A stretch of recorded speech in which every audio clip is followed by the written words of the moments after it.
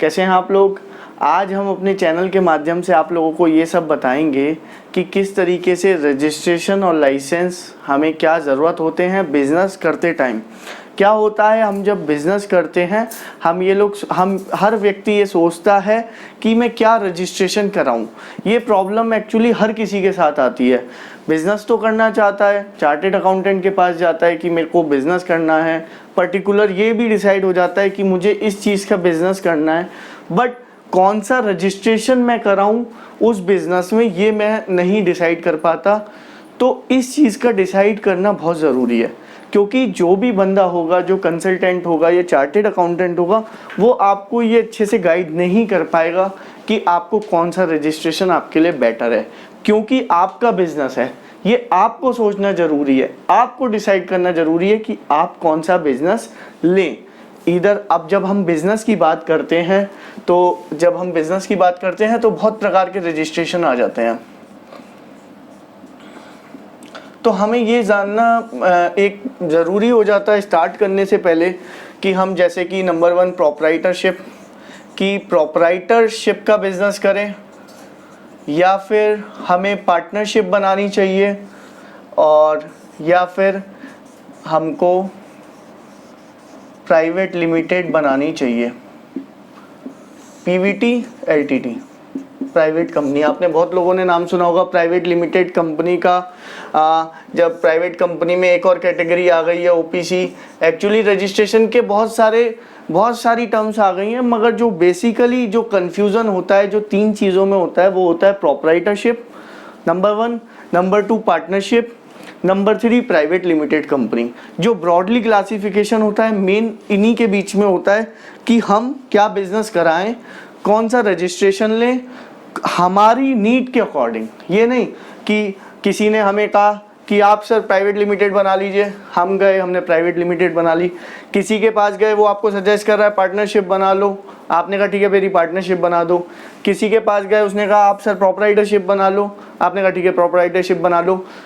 कोई भी रजिस्ट्रेशन कराने से पहले आपको अच्छी तरह पता होना चाहिए कि मुझे कौन सा रजिस्ट्रेशन चाहिए, प्रोप्राइटरशिप चाहिए, पार्टनरशिप चाहिए या फिर प्राइवेट लिमिटेड चाहिए। ठीक है, तो प्रोप्राइटरशिप जो बिजनेस होता है, हर एक रजिस्ट्रेशन का एक एडवांटेज होता है, और उसके साथ जिस प्रकार से हर दवाई का एक साइड इफेक्ट होता है, उसी प्रकार से हर एक रजिस्ट्रेशन का एक डीमेरिट्स होता है। बेसिकली वो डीमेरिट्स ये होता है, हो सकता है कि आपकी रिक्वायरमेंट को वो सूट ना करे, तो आपको उस चीज़ों को अवॉइड करना है। अब देखिए प्रोप्राइटरशिप सिंगल ओनर चाहिए। बहुत बेसिक चीज़ है, बहुत सिंपल लैंग्वेज में मैं बता रहा हूँ जो आपको बिल्कुल इजीली समझ में आ जाएगी। सिंगल ओनर है, मतलब सिंगल ओनर का क्या मतलब है, मैं नहीं चाहता कि कोई पार्टनर हो मेरे बिजनेस में, मैं अकेला बिजनेस करना चाहता हूँ, मुझे अकेले सारी चीज़ें हैंडल करनी है, मुझे बैंक अकाउंट भी अपना अकेले हैंडल करना है, तो मैं प्रोप्राइटरशिप बनाऊंगा। पार्टनरशिप में क्या है, मिनिमम आपके पास 2 पार्टनर होने चाहिए, पार्टनर 1 P1 और P2 मिनिमम। अब अगर 2 पार्टनर हैं, आपको बैंक अकाउंट ऑपरेट करना है, हो सकता है जॉइंट अकाउंट हो सकता है आप साइन करना चाहते हो, फ्यूचर लेवल पे कोई डिस्प्यूट हो जाए, आप कहें कि नहीं मेरे को पैसे की रिक्वायरमेंट है या मेरे को ये इन्वेस्टमेंट पर्टिकुलर करना है, तो क्योंकि जॉइंट अकाउंट है तो इस तरीके के जॉइंट ओनर में बहुत सारे डिस्प्यूट्स आ जाते हैं। क्योंकि हमें बिजनेस 1 साल 2 साल के लिए नहीं करना, पूरे लाइफ टाइम के लिए करना है। तो लाइफ टाइम का हमें चीज़ याद रख के ही बिजनेस रजिस्ट्रेशन कराना है। तो आप सिंगल ओनर हैं, 100% पावर आपके हाथ में, 100% पावर आपके पास है।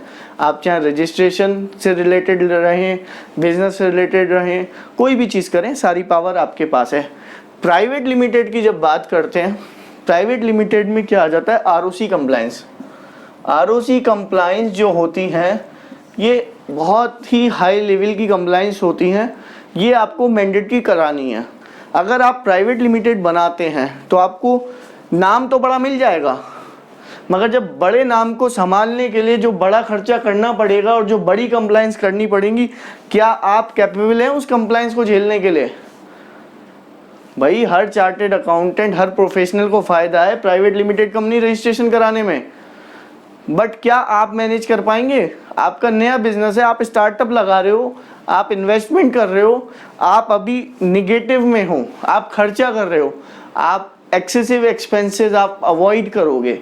जो बंदा जिसका बिजनेस पहले से चल रहा है, ठीक है, अगर वो प्राइवेट लिमिटेड बनाता है क्योंकि उसके पास फंडिंग आ रही है, वो एक्सपेंसेस देखिए, जो मोस्ट इंपॉर्टेंट चीज है नंबर 1 प्राइवेट लिमिटेड की, expenses high, compliance high, technicality high, नाम ही तो बड़ा मिला, मगर ये सारी चीजें, सब चीजें आपको ज्यादा मैनेज करनी पड़ेंगी।